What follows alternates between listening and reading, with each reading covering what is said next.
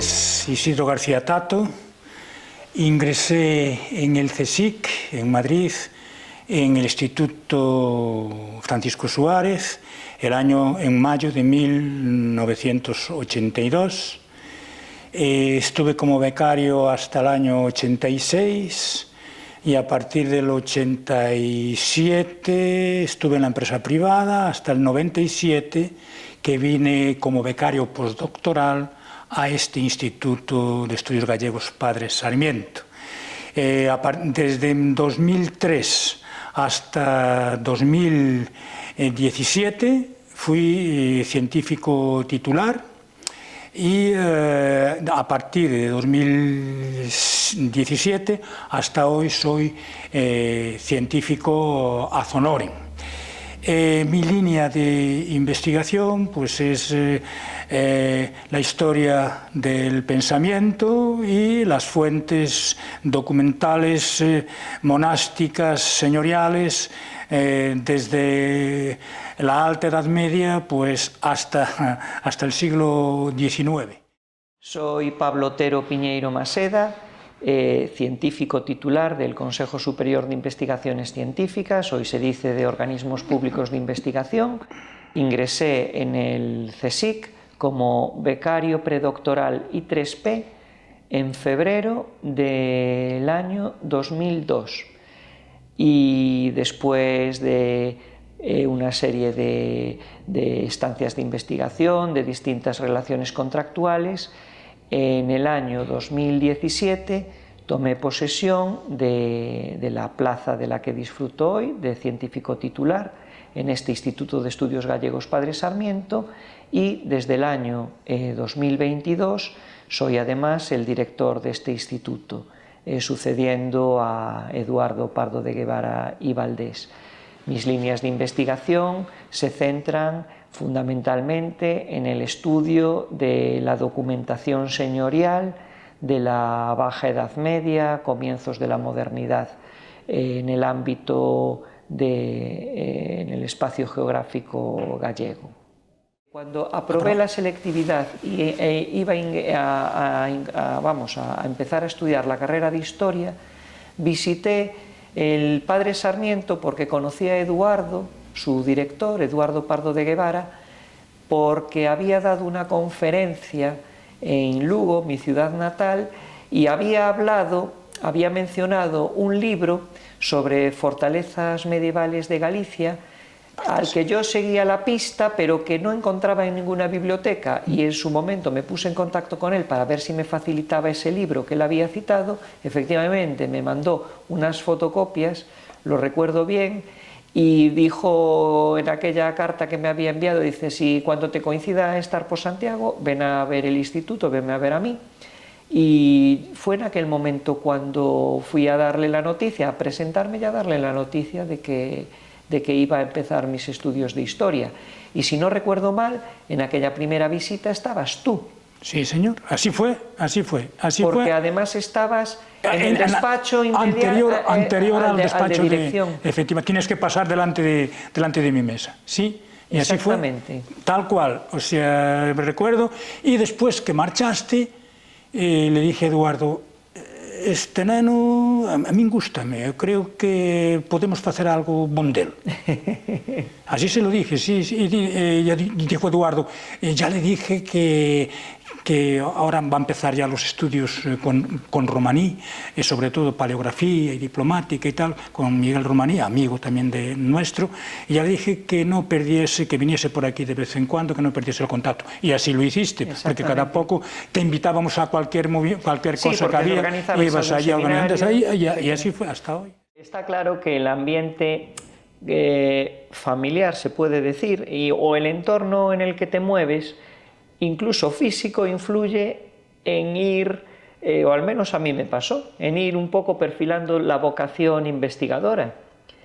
La formación también es importante, porque es importante que cuando estás estudiando, sobre todo en etapas iniciales, que haya personas que te abran un poco los ojos y que puedan decirte, pues por aquí es una manera de trabajar, de ampliar conocimientos, y me refiero en concreto pues a lo que es mi línea de investigación básica, que son los archivos familiares, y es por azares de la vida, pues personas o familiares tienen documentación histórica, y es una documentación que está ahí en tu casa o incluso una buena biblioteca, pues que desde que eres pequeño la vas viendo, y hay gente, a mí me pasó, pues que te entra el gusanillo por esos temas.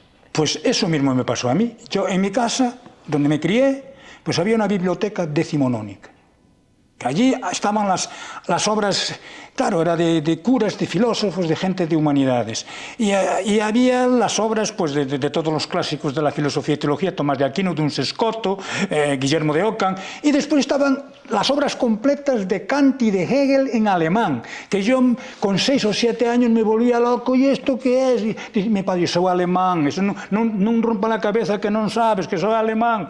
Y ahí me vino, dije, pero ¿será posible que yo no entienda esto? Y cuál no sería mi sorpresa que años después estudié en una universidad alemana y no solamente sabía alemán, sino que escribí mi tesis doctoral en alemán e escribí trabajos sobre Kant y Hegel.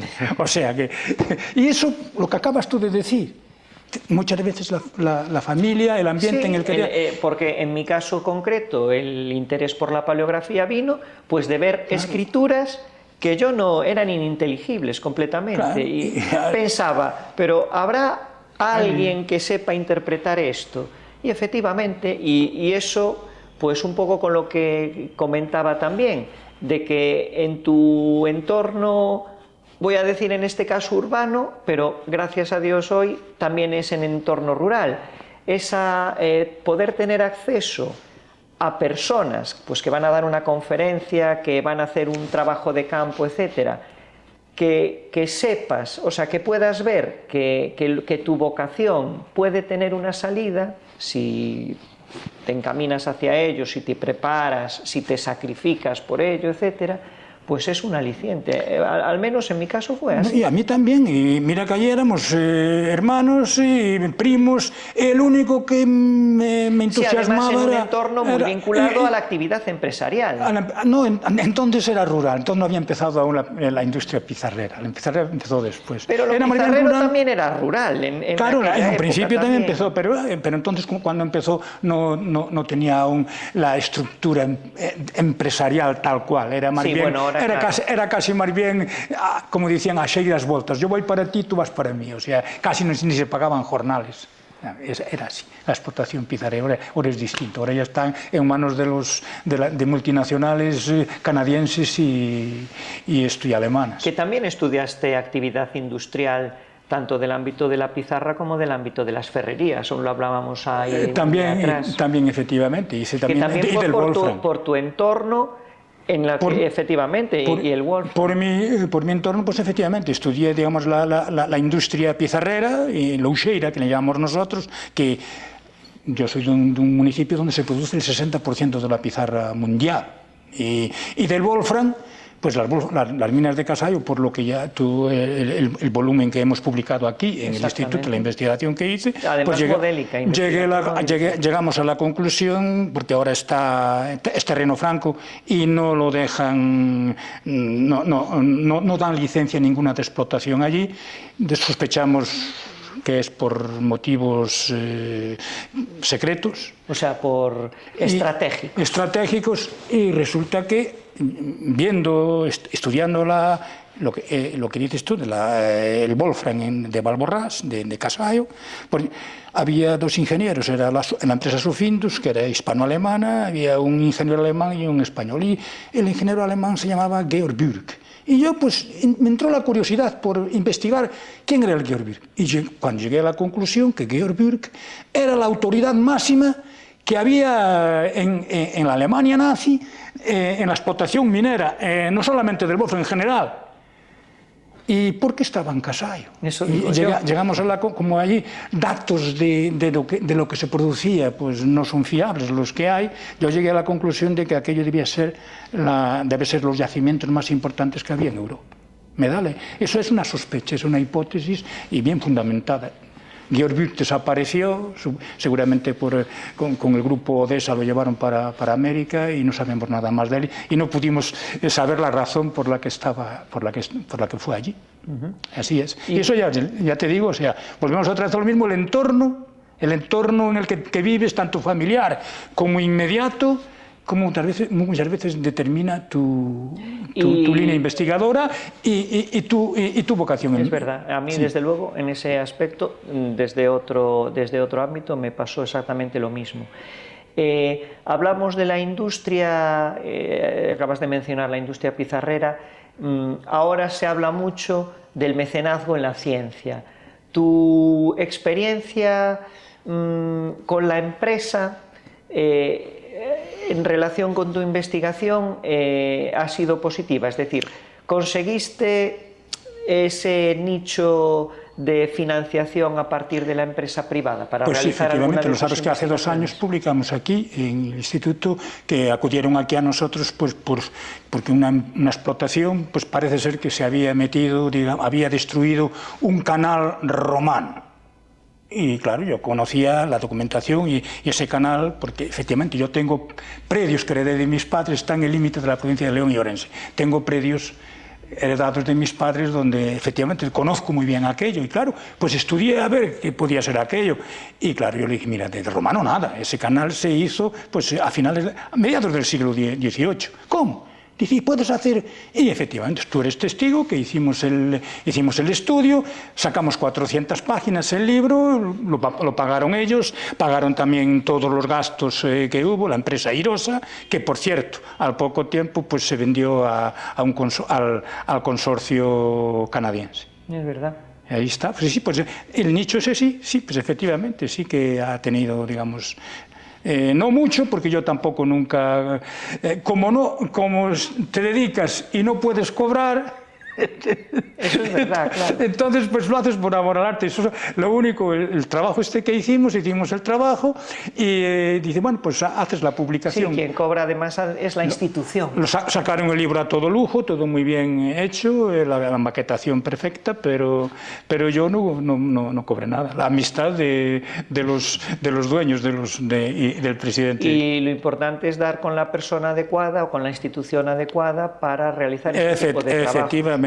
Porque en nuestro ámbito, claro, visto siempre desde fuera, por conversaciones que tengo yo pues, con colaboradores externos, etcétera, que siempre se ve al CSIC como una élite que muy alejada de lo que es, yo no tanto diría la sociedad, pero como poco accesible. Entonces, que crea una cierta barrera en el sentido de aquí están los científicos, las autoridades, y que van de listos, digamos así, y aquí estamos nosotros en otro mundo. Y eso en el ámbito de la historia yo también lo percibo, en el sentido de que nuestra temática es muy dada a los diletantes, es decir, a los aficionados. Y muchas veces... sin que tú busques esa barrera, son ellos los que crean esa barrera. Es decir, porque tú tienes una experiencia, un bagaje, una formación, que muchas veces estas personas no tienen, pero sí tienen a lo mejor interés, vocación o lo que sea. Y me he encontrado gente que es receptiva, es decir, que valora lo que tú haces y ellos tratan de emularlo o, digamos, con respeto intelectual y aportando, pero sin embargo también me he encontrado la otra actitud que es, ya están aquí los que creen saberlo todo y como están ahí en la élite, a mí que yo he trabajado mucho, que tengo tantos libros tal, me ningunean o no me valoran. Eso también te ha pasado. A mí me ha pasado los dos extremos. Para cualquier cosa, te llaman. Y después hay momentos en los que, tú, ¿pero qué? Si yo soy el hijo de Santiago y Amelia de Villa de Quinta, yo soy rural, yo soy igual que vosotros. O sea, los dos extremos, de que te llaman para cualquier cosa, para todo. les dar un proyecto, un pregón, claro, te buscan, pero ¿por qué? Porque le puedes dar conocimiento, lo que decías tú antes, la gente lo que quiere es datos. Dejémonos de consideraciones y de repensar y tal. La gente lo que quiere es datos y más en concreto cuando es ya, digamos, gente que está pues en un mundo muy concreto y muy determinado y muy limitado. A ver, ¿esto qué era? ¿Cómo se llamaba este pueblo? ¿Qué había aquí? No quieren hay grandes filosofías y consideraciones, que es ahora lo que se está, en lo que ha devenido. Muchas veces hemos abandonado los facta bruta y hemos pasado como diría yo, a los fervorines, o sea, a las reconsideraciones que muchas veces pues son comunes, ¿no? Valen aquí como valen aquí, en otro lado u otro lado, o sea, son polivalentes, son aplicables en cualquier ámbito. La gente lo que quiere es eso, es el datos. Sí, y además hay una contradicción también en que esa exigencia, que está bien, pero que no se puede tampoco llevar al extremo, que es internacionalizar y abandonar a la sociedad del lugar, que es la que, por motivos naturales, es la que demanda ese conocimiento. Porque si tú no estás próximo a ellos, es terreno abonado para que estos malos aficionados impongan sus teorías, sus tesis o sus fantasías y muchas veces sus marrullerías. Perfectamente, completamente de acuerdo. Y ahí volvemos otra vez a lo de antes, que la historia hay que tener en cuenta pues el elemento básico. No puedes hacer la historia de España.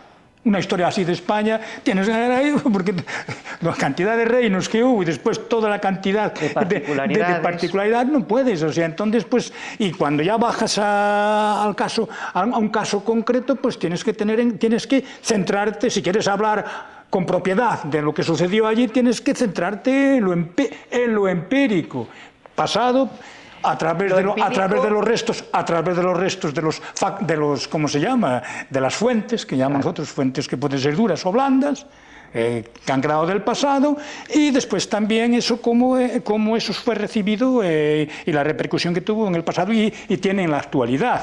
Está claro. Y lo empírico, y como decía nuestro ilustre padroeiro, como decimos aquí en Galicia, el padre Sarmiento, con el cogote también. Porque hay muchas, llamémosle aficionados o entusiastas, que leen pero no saben interpretar. Claro. Y eso también es muy importante, ese criterio, ese rigor. Las fuentes, lo sabes bien, las fuentes manuscritas y bueno, las fuentes en general, pues hay que leerlas no solamente con los ojos, como decía nuestro padre, el padre Sarmiento, con el cogote. Claro. O sea, hay que contextualizar. En la carrera investigadora, hombre, estuve 10 años en Alemania, vine de Alemania, entré en el CSIC, y hete aquí que después de estar en el CSIC, pues 5 años, pues hete aquí que me mandaron a la calle. Y tuve que ir durante 11 años pues a la empresa privada. Estuve trabajando en la empresa privada. Sin abandonar. Eso sí, sin abandonar las vacaciones que me correspondían trabajando muy duro en la empresa privada, pues en vez de ir a veranear a las playas o a las montañas de mi tierra, pues me encerraba en los archivos y bibliotecas. Lo que está claro es que la investigación en muchos casos es una carrera de obstáculos. Claro. Porque, primero, está siempre pendiente de un hilo, es decir, tienes una formación muy especializada, muy intensa, no quiero decir superior a la habitual, pero bueno, en la que hay una inversión de tiempo muy importante de muchos años de tu vida y siempre estás un poco en el alambre, es decir, puedes tener éxito en convocatorias, puedes tener un contrato, pero claro, son contratos siempre con una duración muy limitada, con unas funciones muy concretas, y en el ámbito del CSIC en particular, dependiente de la situación económica y de la oferta de empleo público. Efectivamente. Además de la situación económica general, de si hay por otras vías que no son en concreto los presupuestos generales del Estado, pues que pueda haber otros programas financiados, pues yo que sé, por otras empresas o por otros entes que puedan financiar o posibilitar tu investigación o tu contratación. Y parece que cuando estamos aquí que es todo una carrera sin obstáculos y de éxito completo, cuando todos hemos tenido fracasos y muy sonoros. Claro, y por supuesto, concretamente a la hora de, digamos, a la hora de cuando uno compite para conseguir, digamos, que te financien un proyecto de investigación, pues hemos tenido concretamente yo me presenté 2 veces a la Orden de Malta, a las encomiendas gallegas de la Orden de Malta, y siempre vino denegado. Los resultados están ahí. Yo muchas veces, comparando, pero sin dar nombres, se han gastado mucho dinero en proyectos de investigación. ¿Dónde están los resultados? Yo no recibí, únicamente se ha pagado la publicación. A todo lo demás yo no he recibido ni €1. Claro. Los resultados están aquí. Porque de aquellos proyectos de investigación que se ha gastado tanto, ¿dónde están los resultados? Sí, y sobre todo si son resultados que duran en el tiempo. Claro. Porque lo bueno que tiene en nuestro ámbito de investigación es que lo que tú descubres hoy, pasan 10 años, pasan 20, pasan 50 y siguen teniendo validez. Claro, no es igual que en las ciencias puras, sí señor. Mira, el problema, otro de los problemas, es que están casi unificando las humanidades, las ciencias del espíritu, digamos así, con las ciencias puras, que le llaman. Y cada una tiene su metodología y tiene también sus vías, sus cauces. Y, digamos, en las ciencias, pues se mueve, el artículo es el que se mueve, la modalidad del artículo, pero nosotros nos podemos permitir el lujo de escribir volúmenes, porque hay cosas que ya son acabadas. Porque es sobre fuentes que están... tú transcribes las fuentes, transcribes, que es lo básico, las fuentes. Haces una reflexión y explotas lo que dicen esas fuentes y eso, pues, en un porcentaje elevado, pues ya es palabra de Dios, verbum Dei. Mientras que en la investigación pues no pasa eso, que constantemente se está... Claro, lo que se descubre, se descubre otra cosa. No puedes permitir el lujo de montar un... Eso implica también que tal y como está diseñado, por ejemplo, los programas de investigación, que tienen una duración de 3-4 años, para nuestro ámbito es un periodo temporal muy corto. Entonces los resultados de fondo pues no son los que deberían ser, son mucho más parciales y eso desde mi punto de vista repercute negativamente en el avance del conocimiento. Pero claro, lo que acabas de decir, como se trata de unificar, o sea, la convocatoria es la misma tanto para un proyecto de biomedicina, que seguro que será súper necesario financiarlo, pero claro, no es el ámbito que pueda tener un proyecto de las humanidades, que a lo mejor no necesita tanto dinero, pero sí que necesita más continuación en el tiempo. Claro, 3 años, 4 años no es nada. Llevamos ya 30 y tantos años ya trabajando en la Orden de Malta y nos quedamos cortos. Exactamente, y en un ámbito del noroeste hispánico. En el noroeste hispánico, si coges todo el priorato de la Orden de la Lengua de Castilla, me dirás. Últimamente, como es natural, cada vez recibimos más personal o alumnado, si se quiere decir así, que vienen a realizar prácticas al CSIC, a los institutos del CSIC. Es decir, es una manera, el CSIC, a no ser un organismo de formación en el sentido como puede ser una universidad, que tiene una parte docente, que es la importante, y una parte, digamos, de investigación, que no es la esencial en ellos. En nuestro caso es al revés, o sea, nuestra esencia es la investigación y hay también una parte importante de formación. Y esa parte de formación ayuda a que futuros expertos o al menos en potencia pues puedan venir a estos institutos de investigación y ver cómo se trabaja, ¿no? Claro, ahora no no puedes ser excesivamente optimista con este personal en formación, con este alumnado, para prometerles lo que tú no puedes prometerles. Es decir, en la investigación tú no puedes ofrecerles un horizonte dorado porque está lleno de dificultades de muchos tipos. En tu época, y me imagino que sucedía exactamente lo mismo. No, en mi época no existía esto. O sea, era lo que hay ahora. Yo he tenido estudiantes en prácticas. Y eso en nuestra época no era. Tú ya entrabas como becario, porque ahí no había como esto de en prácticas, no había. Entrabas como becario y ya en un determinado, te elegían o presentabas la solicitud, según el perfil ibas al sitio ya adecuado y allí ya desde el primer día te ponían a trabajar, pues yo me recuerdo, yo era digamos sobre exégesis bíblica medieval. El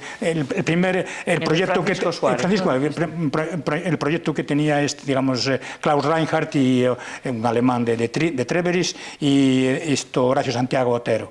Y claro, yo de eso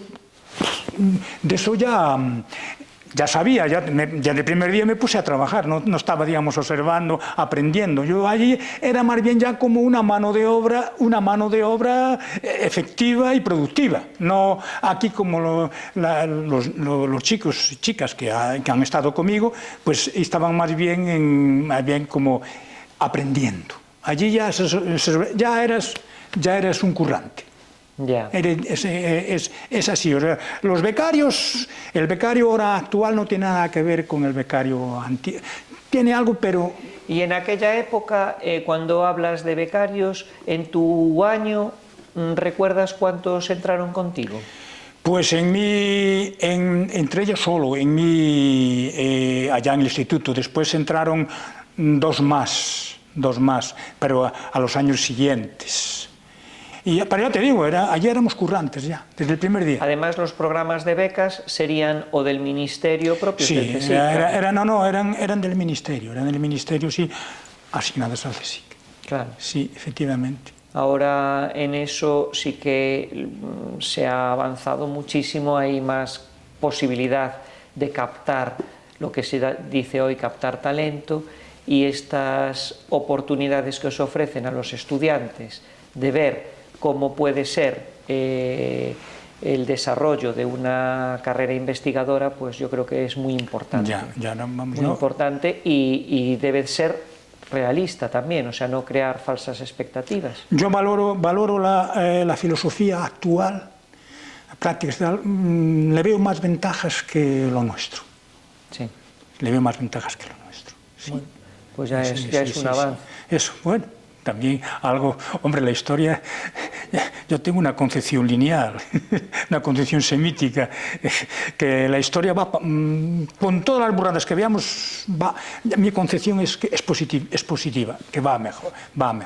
Y en ese sentido, pues sí, hay que reconocer que sí que va mejor. Y hablamos de los inicios y ahora vamos a hablar del fin de la carrera activa, es decir, posterior a la jubilación. ¿Te parece que lo que se llaman los científicos ad honorem, tal y como lo tiene diseñado el Consejo, que está bien? O sea, ¿tú te sientes cómodo como Yo me siento comodísimo, claro. El problema a determinada edad es cómo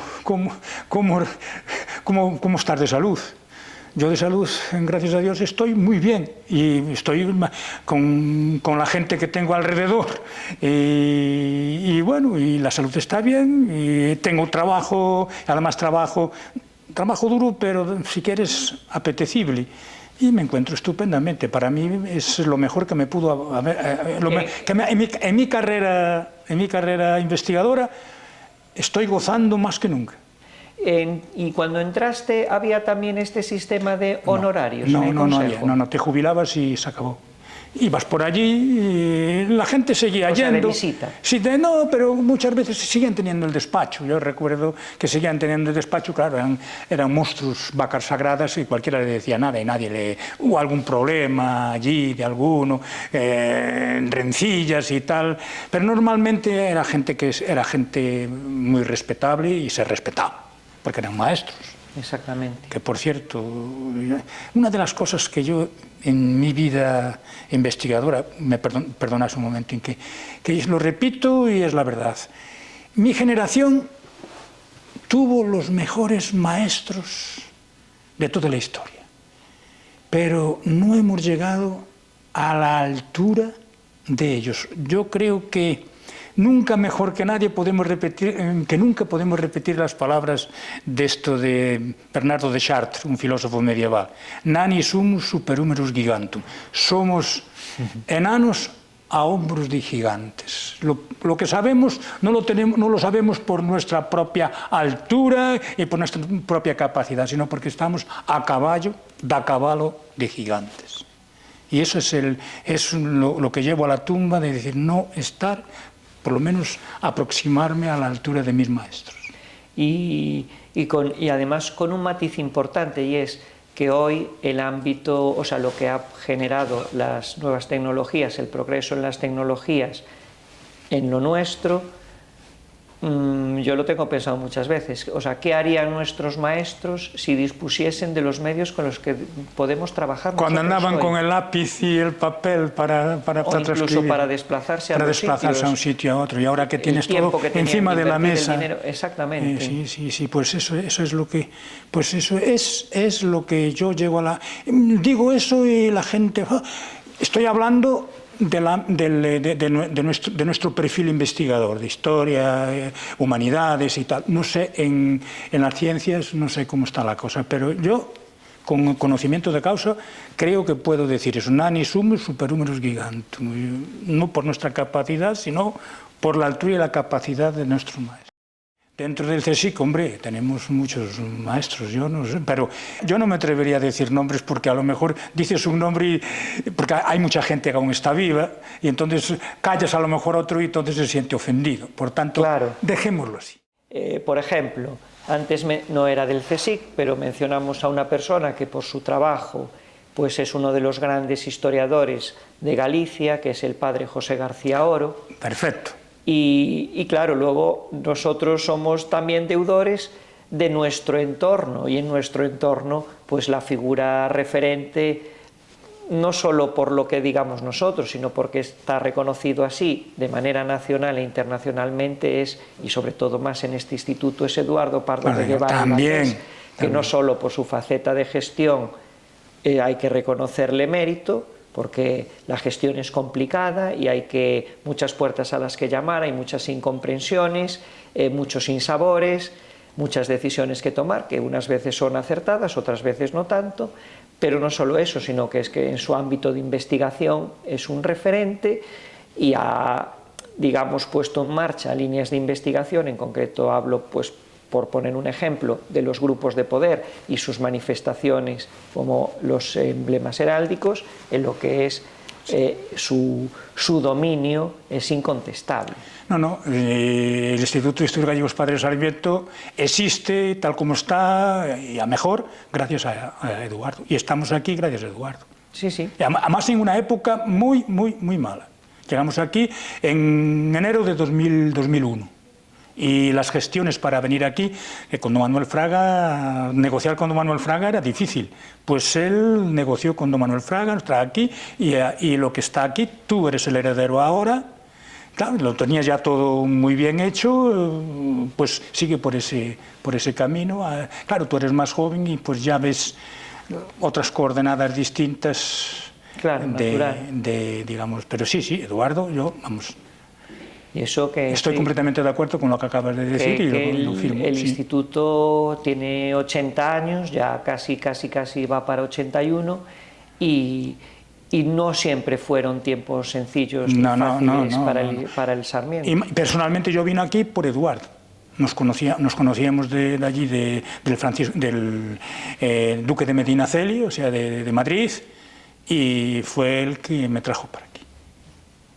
Efectivamente. Aunque es más joven que yo, es mi maestro.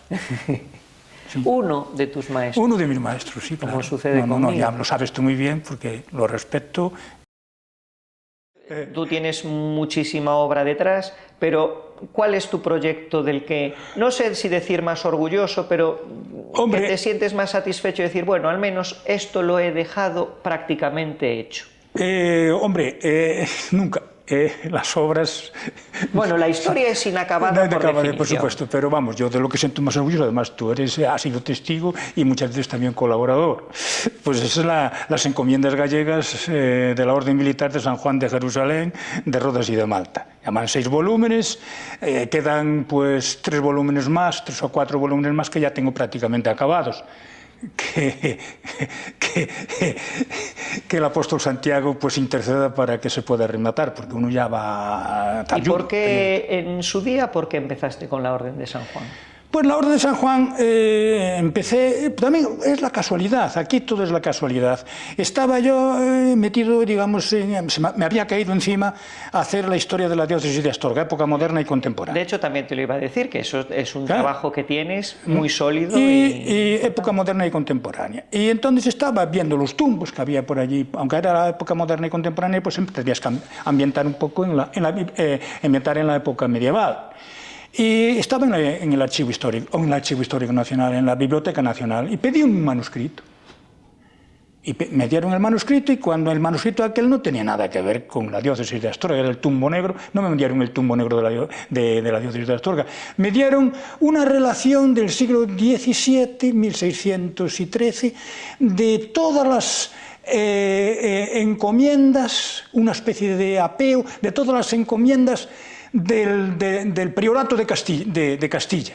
De la lengua de Castilla. Y de la lengua de Castilla. Y cuando me veo que allí pues aparecen todas las encomiendas, Portomarín, Quiroga, Beade, Pazos de Arenteiro. Y dije, Dios mío, querido, pero ¿y esto? Tú de eso no tenías ni idea. Yo no tenía ni idea, entonces llamé a mi compañero, amigo, Eleutino, que también era medievalista, le dije, mira, ¿qué encontré esto? ¿Qué te parece? Y dice, hombre, yo no sé, voy a preguntarle al profesor don Ángel Rodríguez González, que precisamente esta sala se llama igual que él, Ángel Rodríguez González, el seminario Ángel Rodríguez González. Y cuando al poco tiempo me llama, dice don Ángel que es la orden militar, gallega por antonomasia. Y entonces ya me volqué, empecé el Archivo Histórico Nacional y claro, efectivamente, tenía la razón don Ángel. Y estaba todo por hacer, ¿no? No había nada. Parece como que venimos siempre aquí a trabajar de corbata y chaqueta cuando casi es lo contrario, ¿no? Yo, ¿qué quieres que te diga? Yo, como formado en Alemania, me gusta el protocolo y hay que ir bien vestido, se va vestido a donde se vaya, ¿no? Porque cada ceremonia, cada acto, pues exige una presentación. Es la urbanidad. La urbanidad se llamaba antes, ahora no se llama urbanidad, yo no sé. Y normalmente aquí venimos a trabajar, sabes que soy un hombre del campo y ando siempre... que yo fui barrenista, yo fui dinamitero en una cantera de pizarra y ahí andaba vestido pues de lo más cómodo, con una funda, todo lleno de polvo y de grasa y tal, y a eso me hice el trabajo, pues siempre vas lo más cómodo posible concretamente cuando vamos a los archivos, cuando hay tanto polvo y tal, pues nos llevamos la ropa casi por decir así, la ropa peor. Y ya no te digo nada, eso en archivos institucionales, pero ya en archivos particulares... Dios mío querido, sí, por Dios. Y entonces...